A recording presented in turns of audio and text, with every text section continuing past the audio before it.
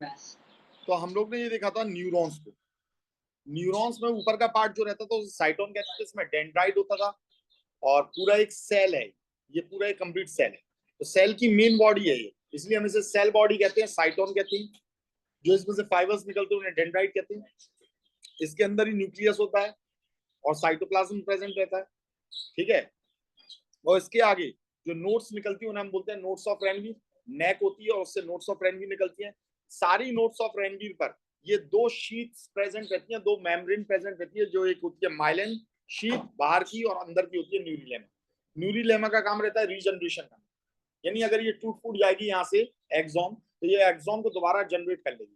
पर ये न्यूरिलेमा और माइलिन शीट कहाँ नहीं होती है? साइटोन पर नहीं होती। तो साइटोन अगर एक बार क्या हो गया, अगर एक बार डैमेज हो गया तो फिर साइटोन दोबारा रिपेयर नहीं होता है, ठीक है। साइटोन रिपेयर रिपेयर नहीं होता है। रिपेयर कौन हो जाती है? ये हो जाता है एक्सॉन, रिपेयर हो जाता है। ये पूरे को हम बोलते हैं एक्सॉन, यहां से यहां तक ये जो पूरा रहता है इसे हम बोलते हैं एक्सॉन बोलते हैं, ठीक है। इसमें कभी कभी 90 डिग्री पर कोलेट्रल ब्रांच निकल आती है और नीचे की ओर टर्मिनेटिंग डेंड्राइट होती है। टर्मिनल है ना, पिक्चर सुनी होगी, टर्मिनेटिंग, टर्मिनेटर यानी एंड वाली डेंड्राइट्स होती है। और इसके नीचे आपके बल्ब लाइक स्ट्रक्चर पड़े रहते हैं जिन्हें हम बोलते हैं साइनेप्टिक बल्ब। साइनेप्सिस यानी जोड़ने का काम कर रहे हैं। साइनेप्टिक बल्ब्स के अंदर आपका एक केमिकल भरा रहता है जिसे हम बोलते हैं न्यूरोट्रांसमीटर। इसका एक एग्जाम्पल याद रखना, एसीटाकोलाइन, ठीक है। ये क्या करता है, जो इम्पल्स आ रही है उस इम्पल्स के हिसाब से ये अपने अंदर से केमिकल को रिलीज करता है और केमिकल को उठाकर नेक्स्ट डेंड्राइट पर डाल देता है। और फिर नेक्स्ट डेंड्राइट उतना ही फिर से इम्पल्स का फॉर्मेशन कर लेगी जो आगे पहुंचा, ठीक है। ये पूरा पार्ट होता है किसका? न्यूरॉन का। न्यूरॉन में इम्पल्स की डायरेक्शन क्या होती है? Cyton to axon. नहीं, वो तो अपनी जगह पड़ा रहेगा ना, वो सब एक दूसरे से इंटरकनेक्टेड रहते हैं। तो भाई ये डायरेक्शन ऑफ इम्पल्स क्या होती है? साइटोन टू एक्सॉन की ओर होती है, साइटोन से एक्सॉन की ओर होती है। अब इसी डायरेक्शन के साथ समझिएगा। अब साइटोन को हम कहते हैं नॉन मेड्यूलेटेड, क्योंकि यहाँ पर माइलिन शीट नहीं है, और माइलिन शीट नहीं है तो ग्रे कलर होता है इसका। और ये माइलिन शीट की वजह से इसका कलर व्हाइट हो जाता है, माइलिन व्हाइट कलर की रहती है, ठीक है। तो ये व्हाइट मैटर कहलाता है, मेड्यूलेटेड पार्ट यानी एक्सॉन, ठीक है। अब ब्रेन में मैंने आपको बताया था व्हाइट मैटर अंदर की ओर होता है, यानी अंदर कौन होते हैं? अंदर होते हैं एक्सॉन और बाहर कौन है? साइटोन। भाई ब्रेन बाहर से ही तो सारे फैसले ले रहा है, अंदर की ओर कौन है? एक्सॉन। और स्पाइनल कॉर्ड में हम बात कर रहे हैं तो अंदर होता है कौन? ग्रे मैटर, और बाहर होता है व्हाइट मैटर, ठीक है। यानी बाहर साइटोन रहते हैं और अंदर कौन रहते हैं? एक्सॉन रहते हैं। सॉरी, बाहर आपके रहते हैं कौन? एक्सॉन, और अंदर रहते हैं साइटोन। और ये साइटोन की ही ये जो आप स्टार देख रहे हो ना, ये नर्व सेल्स हैं, यानी आपके ये मेनली साइटोन रहते हैं। ये साइटोन्स हैं। कौन है? समझ में आई है बात? नहीं आई है? देखो अब बहुत सारी बातें यहाँ पर खुलेंगी। तो ये साइटोन्स रहते हैं अंदर, और इन साइटोन के एक्सॉन कहाँ है फिर? तो इनके एक्सॉन कहाँ से निकलते हैं? ये एक्सॉन यहां से निकल रहे हैं, वेंट्रल रूट से, ठीक है।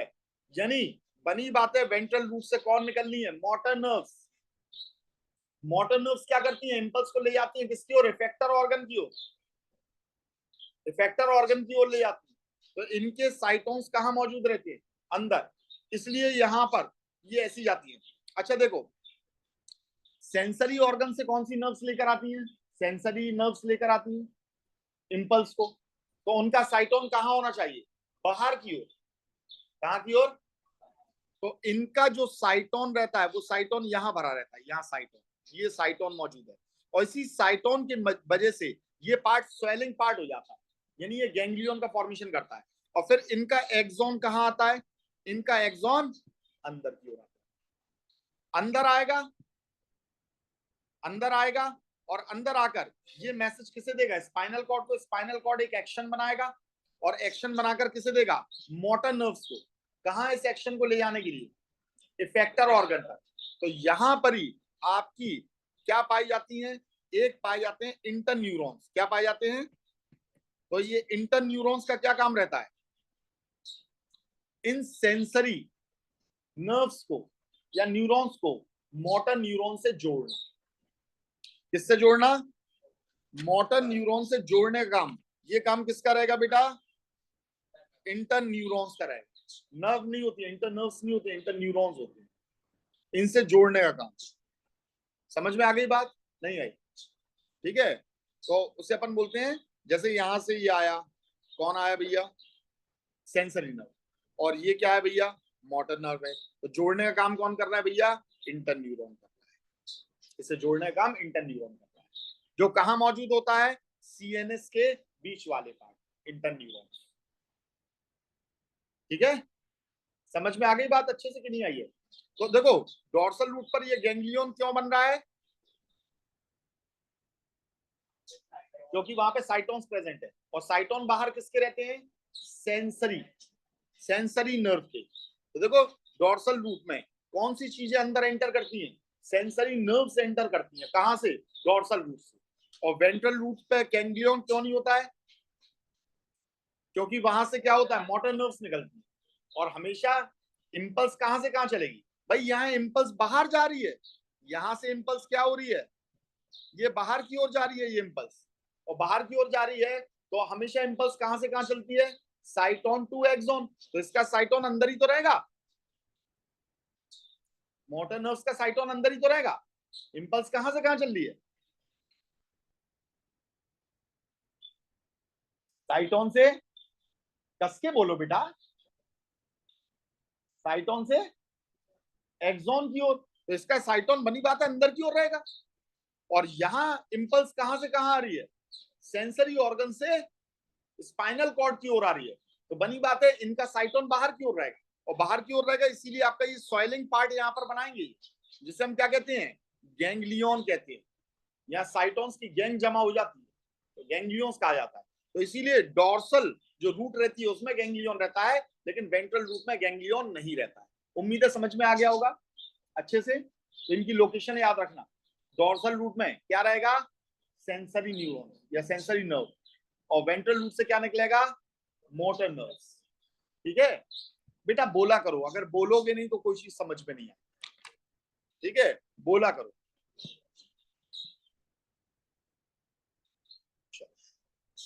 उम्मीद है समझ में आ गया होगा सब आपको। अब हम आते हैं किस पर? पेरिफेरल नर्वस सिस्टम पर।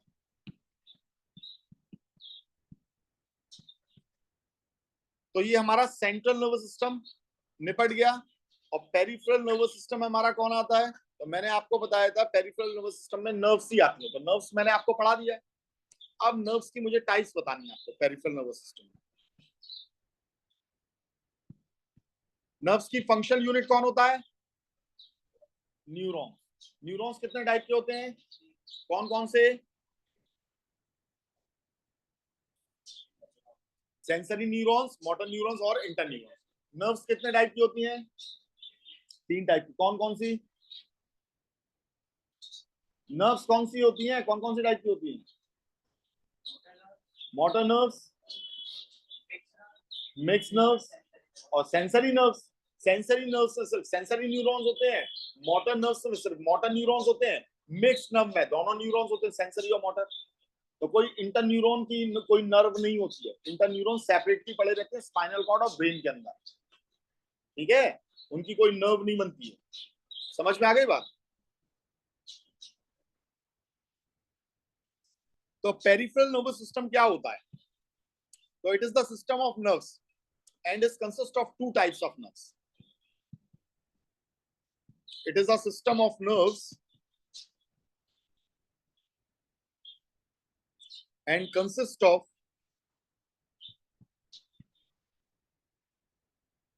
2 types of nerves. कौन कौन सी 2 टाइप्स होती हैं?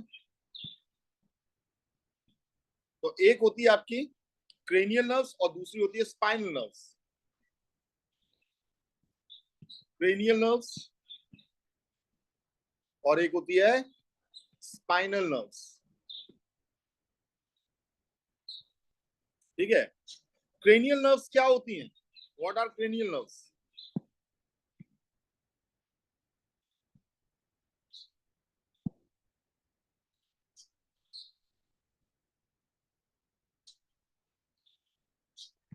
तो ऐसी नर्व्स जो डायरेक्टली जुड़ी रहती हैं किससे, जो डायरेक्टली अटैच रहती हैं ब्रेन से, उन्हें हम बोलते हैं क्रेनियल नर्व्स। अब जैसे आंखों की नर्व्स हैं, अब वो काहे को जबरदस्ती स्पाइनल कॉर्ड तक इंफॉर्मेशन लेकर नीचे उतरेंगे फिर वापस ब्रेन में पहुंचाएंगे, तो डायरेक्टली किससे जुड़ी हुई है, ब्रेन से। कान की नर्व्स किससे जुड़ी हुई है, डायरेक्टली ब्रेन से। नोज की, टंग्स की, ये सब की, यानी हार्ट से ऊपर, शोल्डर से ऊपर जितनी भी नर्व्स है वो डायरेक्टली ब्रेन से जुड़ी है। और शोल्डर्स के नीचे, यानी हमारे कंधों के नीचे की जितनी नर्व्स रहती है वो स्पाइनल कॉर्ड से जुड़ी रहती है। ठीक है, तो cranial nerves, the nerves which are, the nerves which are directly attached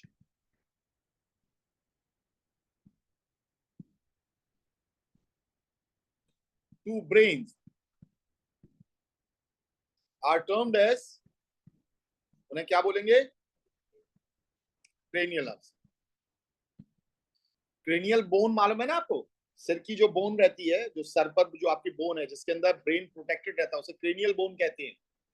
school भी कहते हैं और क्रेनियल बोन भी कहते हैं, तो इन्हें क्रेनियल नर्व्स कह देंगे। ठीक है, इसके कितने पेयर होते हैं, सिर्फ 12 पेयर्स होते हैं इसके। कितने पेयर होते हैं, 12 पेयर। और ऐसी नर्व्स जो किससे जुड़ी रहती हैं, तो अटैच टू,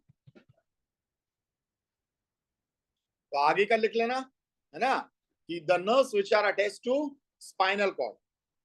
तो जो स्पाइनल कॉर्ड से जुड़ी हुई है, स्पाइनल कॉर्ड से जो जुड़ी हुई है, ठीक है, उन्हें हम बोलते हैं स्पाइनल नर्व्स। और इसके कितने पेयर होते हैं, 31 पेयर। ये 1 2 है, ये 3 1 है। ठीक है, ये 31 पेयर होती है।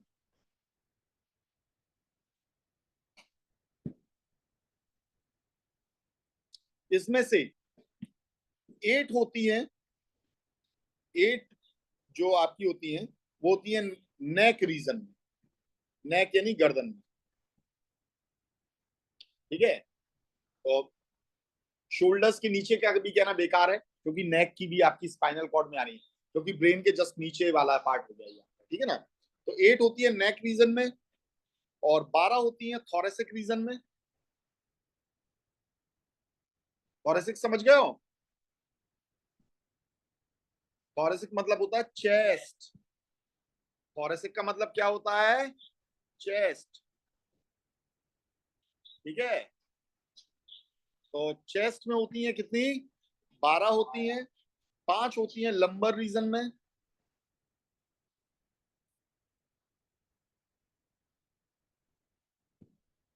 ठीक है। 5 होती हैं सैक्रल रीजन में,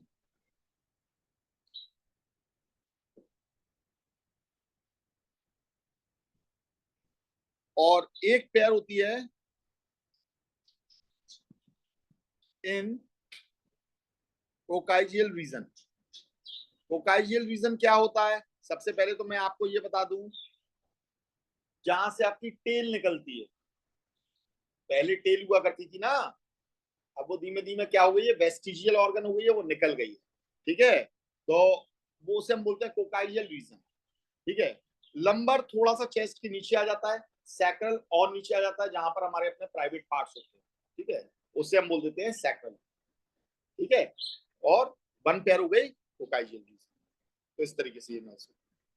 ठीक है, अब जो पेरिफेरल नर्वस सिस्टम होता है,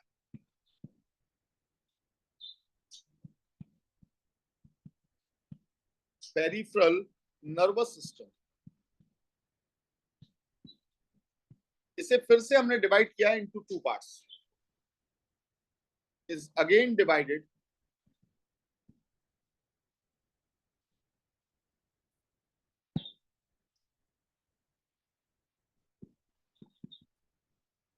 इनटू 2 पार्ट्स। 2 पार्ट्स में हमने डिवाइड किया। पहला होता है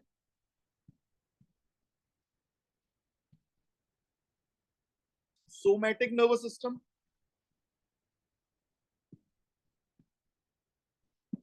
और दूसरा होता है ऑटोनॉमिक नर्वस सिस्टम।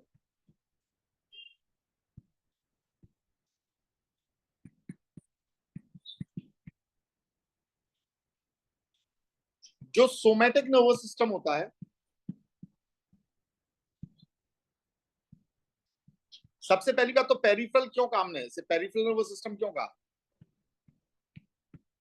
पेरिफेरी मतलब होता है किनारे की ओर। मैंने आपको बताया था CNS, central nervous system, brain और स्पाइनल कॉर्ड, ये सेंटर है। देखो ब्रेन भी सेंटर में, स्पाइनल कॉर्ड भी बिल्कुल बीच में जा रही है, और अगल बगल बॉडी में पूरी आपकी नर्व्स फैली हुई, इसीलिए पेरिफेरल यानी पेरिफेरी यानी किनारे की ओर, पेरिफेरल नर्वस सिस्टम नर्व्स ने बनाया। अब इसमें भी सोमैटिक नर्वस सिस्टम है। सोमैटिक नर्वस सिस्टम में क्या होता है? दी एसएनएस यानी somatic nervous system conveys information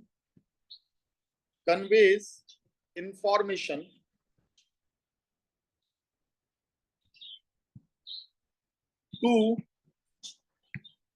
voluntary muscles.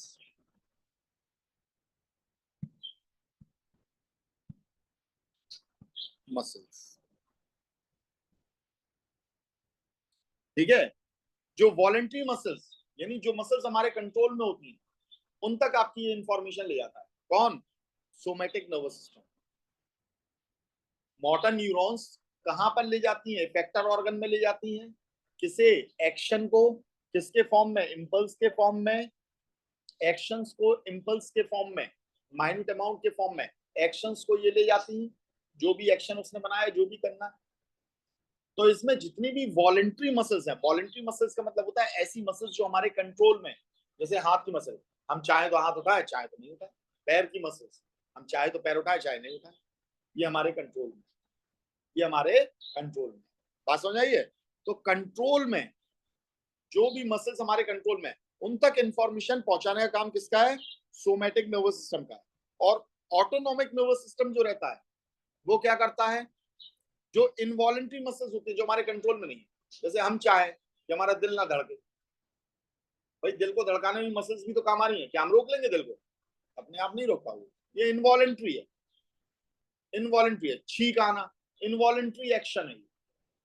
ठीक है, तो ऐसी मसल्स जो हमारे कंट्रोल में नहीं होती। अब भूख लग रही है, पेट ऐठ रहा है, तो मसल्स ही तो उसे कॉन्ट्रैक्ट करनी है। जो चूहे दौड़ते हैं, पेट इटता है ना, तो उसे इनवॉलेंट्री मसल्स ही कंट्रोल करती है। इनवॉलेंट्री मसल्स वो हमारे हाथ में नहीं है, भाई हमारा पेट ना इटे और हम भूखे रहें। ठीक है, तो वो होती है इनवॉलेंट्री मसल्स, और उन्हें कौन कंट्रोल करता है?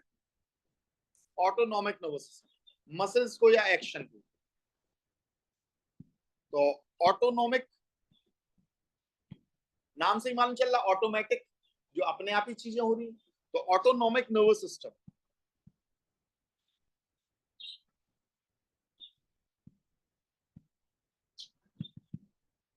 ठीक है, ऑटोनॉमिक नर्वस सिस्टम जो रहता है,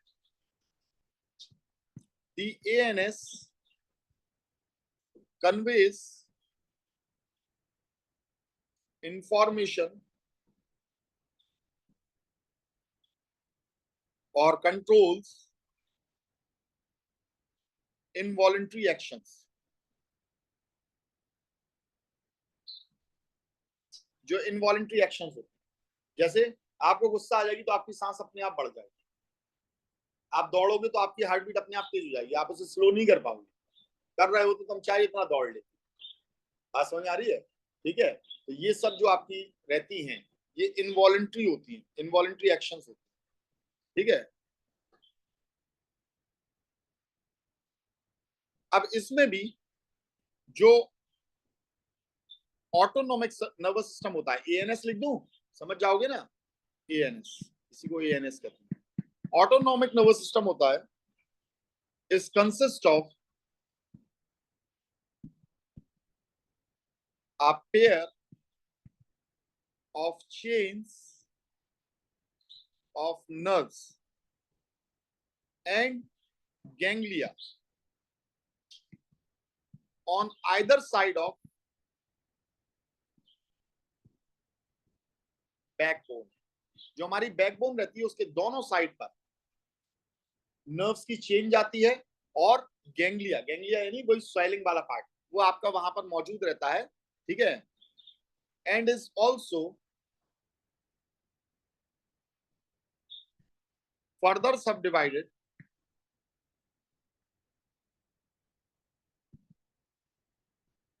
into two parts. कौन कौन से? पहला होता है सिंपैथेटिक नर्वस सिस्टम,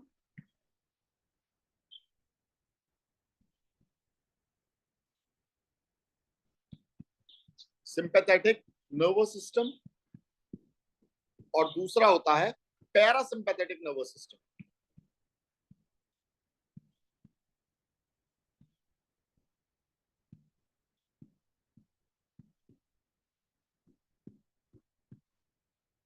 और ये दोनों ही सिस्टम जो रहते हैं ये एक दूसरे के एंटागोनास्टिक होते हैं। एंटागोनास्टिक मतलब ऑपोजिट होते हैं। एक जो एक्शन करेगा दूसरे उसके एक्शन को अंडन करेगा, एक सिस्टम जो एक्शन करेगा दूसरा उसके एक्शन को अंडन करेगा। कैसे भी समझ में आ जाएगा। तो ये दोनों किसके पार्ट है? एएनएस के, यानी ऑटोनॉमिक नर्वस सिस्टम। ठीक है, ये सोमेटिक नर्वस सिस्टम के पार्ट नहीं है, ऑटोनॉमिक नर्वस सिस्टम के पार्ट है। और एक दूसरे के क्या है? एंटागोनास्टिक। इसका मतलब ऑपोजिट, ऑपोजिट एक्शन देते हैं। एंटागोनास्टिक का मतलब ये। ठीक है, तो थोड़ा सा मैं इसे दिखा दूं जरा आपको।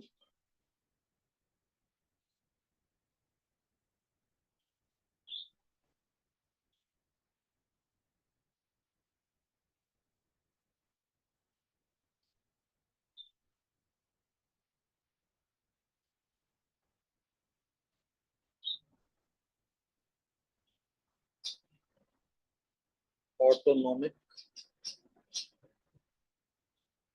नर्वस सिस्टम,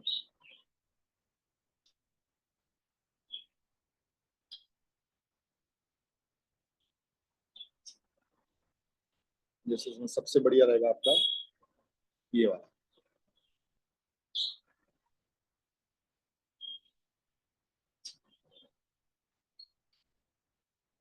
देखिए भाई, ये आपकी बैकबोन जा रही है,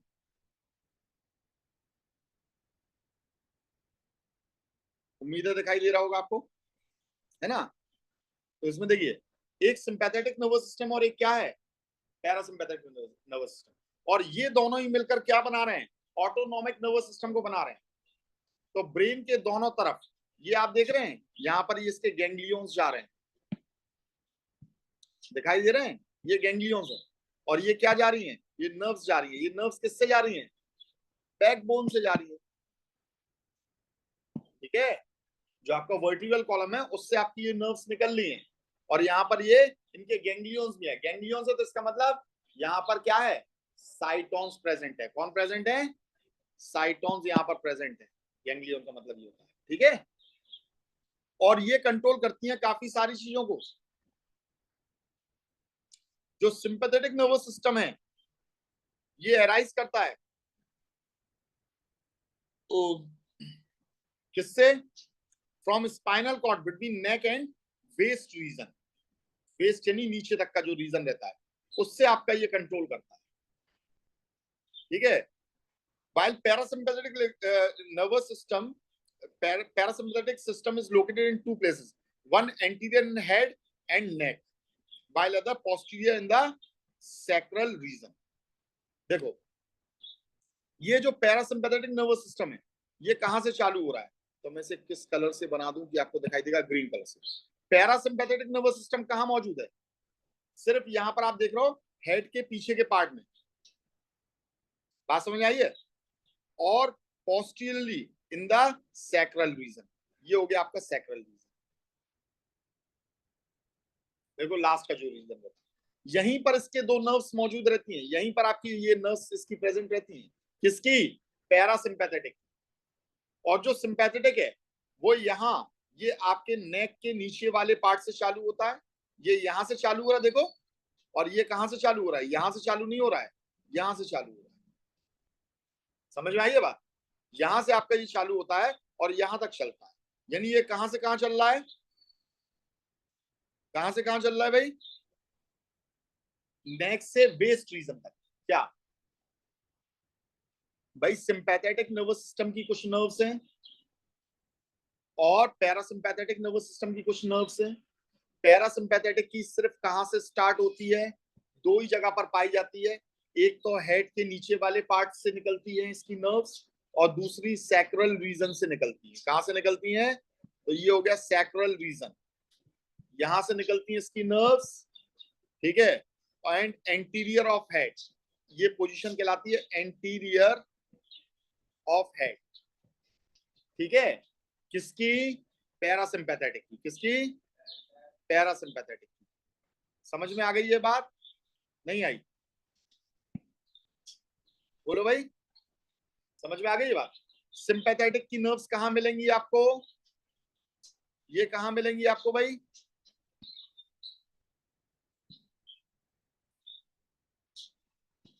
ये मिलती हैं आपको नेक के पार्ट से चालू होती हैं, ये नेक के पार्ट से चालू हो रही है, यानी जहां आपकी ये पैरासिम्पैथेटिक की नर्व है उससे नीचे नेक से चालू होकर बेस रीजन तक जा रही है। तो ये हो गया नेक,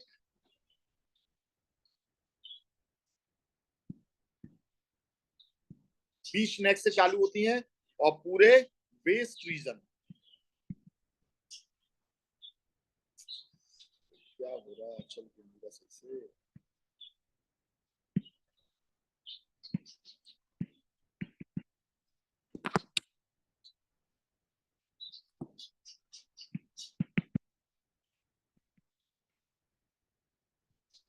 स्टक हो गया।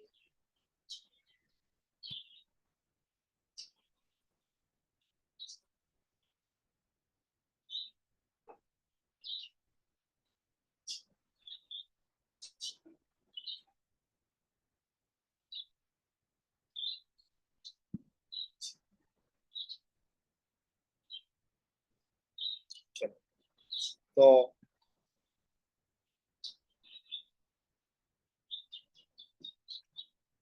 नेक से लेकर वेस्ट तक, ये यहाँ, ठीक है, नीचे कमर तक आपकी ये मौजूद रहेगी। कमर तक जो नर्व्स आपकी मौजूद रहेंगी वो आपकी क्या बनाती है? सिंपैथेटिक नर्वस सिस्टम बनाती है। अब सिंपैथेटिक नर्वस सिस्टम जो रहता है वो स्टिमुलेट होता है किस एक हार्मोन से, जिसे हम बोलते हैं एड्रीनेलिन। जो सिंपैथेटिक नर्वस सिस्टम होता है ये स्टिमुलेट होता है, स्टिमुलेट यानी कि एक्टिवेट होता है, इसके भड़कावे में आता है, इससे स्टिमुलेट। तो स्टिमुलेटेड बाय हार्मोन, एक हार्मोन से आपका ये स्टिमुलेट होता है, जिस हार्मोन को हम बोलते हैं एड्रीनेलिन। और ये हार्मोन कौन छोड़ता है? Adrenal gland. एड्रीनेलिन कोई ग्लैंड नहीं होता है, secreted by adrenal gland. Adrenal gland कहां होगा? तो देखो मैंने आपको बता रखा था, जो आपका टेक्निकल मेडिकल नेम होता है इसका किडनी का, वो क्या होता है? रीनल। क्या होता है? तो रीनल के जस्ट ऊपर ये पाया जाता है ग्लैंड, तो इसलिए एड्रीनल, रीनल पर हमने ऐड कर दिया, तो इसका नाम होता है एड्रीनल ग्लैंड। और वो इस हार्मोन को निकालता है। किस हार्मोन को निकालता है? एड्रीनेलिन हार्मोन को निकालता है। It is located on the top of the kidney. Adrenal gland कहां होता है? Located on top of kidney. Kidney के ऊपर आपका ये मौजूद रहता है, ठीक है। अब सिंपैथेटिक नर्वस सिस्टम जो रहता है ये बॉडी को प्रिपेयर करता है वॉयलेंट एक्शन के लिए इन एबनॉर्मल कंडीशन। इसीलिए इस हार्मोन को हम एक और नाम देते हैं। क्या नाम देते हैं? Fight and flight hormone. लड़ो और भागो, फाइट एंड फ्लाइट हार्मोन भी इसे कहा जाता है, हार्मोन इसे कहा जाता है। और ये बॉडी को प्रिपेयर करता है for violent action against abnormal condition, prepares body for violent action. मतलब आप ये हार्मोन जब निकलेगा तो आप वो काम कर ले जाओगे जो नॉर्मली आप कभी सोच ही नहीं सकते हो। अपने से भी तगड़े को पटक लोगे, या कोई बहुत भारी चीज, घर में आग लगी हो तो मालूम पड़ा एक बार में तुमने जट मारी और वो पूरा दरवाजा टूट गया। कोई भी आप ऐसा काम कर लो, किसी को लेके कहीं भी कूद जाओगे, ठीक है। तो ये आपके जितने वॉयलेंट एक्शंस रहते हैं, क्योंकि ये पूरी एनर्जी आपके अंदर डाल देता है, हर जगह से बॉडी में से एनर्जी को ये कट ऑफ कर देता है, और जिस ऑर्गन को जरूरत है उस ऑर्गन को ये पूरी एनर्जी दे देगा। आपकी आंखें, कान, सब कुछ बहुत तेज हो जाएंगे जिन जिन चीजों की जरूरत पड़ेगी आपको, ठीक है। ये लड़ाई हुई तो कभी कभी आपको लगा कि आप पिटने वाले, तो आपने तेजी से दौड़ लगाई, ऐसा नहीं है हर बार मारोगी जब ये निकलेगा, आप इतनी तेज दौड़ लगाओगे कोई आपको पकड़ ही नहीं पाएगा। तो ये भी किसकी वजह से है? इसीलिए बॉक्सर्स वगैरह को इन सबको बड़ा ताव दिलाया जाता है कि इनका एड्रीनलिन हार्मोन रिलीज हो। ठीक है, कभी कभी कोई कोई बहुत तेज दौड़ जाता है, ठीक है, जब बहुत तेज दौड़ रहा है तो उसने जाने क्या सोच लिया, कहां से उसे मोटिवेट हुआ, वो बहुत तेजी से दौड़ गया, तो वो मोटिवेशन से उसने अपने आप को गुस्सा दिलाकर एड्रीनलिन हार्मोन का रिलीज करा दिया। ठीक है, हालांकि हमारे कंट्रोल में नहीं होता ये। ठीक है, तो फॉर अगेंस्ट मैंने क्या लिखा है, अगेंस्ट एबनॉर्मल कंडीशन और violent action against abnormal conditions. और पैरासिम्पैथेटिक नर्वस सिस्टम क्या करेगा, ये रीएस्टेब्लिश करेगा नॉर्मल कंडीशन को, रीएस्टेब्लिश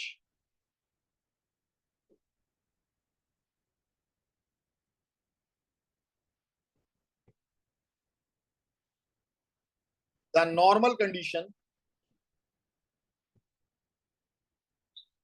क्योंकि जब ये रिलीज हुआ तो बहुत सारा आपको ऐसा काम करना पड़ा जिसमें बहुत एनर्जी वेस्ट हो गई, तो आपको थकावट हो जाएगी। अगर लगातार निकलता रहेगा तो आप बहुत कस के थक जाओगे, उस टाइम पर नहीं लेकिन बाद में बहुत कस के थकोगे। तो इस एक्शन को ओवर भी करना पड़ता ताकि भैया एनर्जी बचे। ठीक है, री establish the normal condition after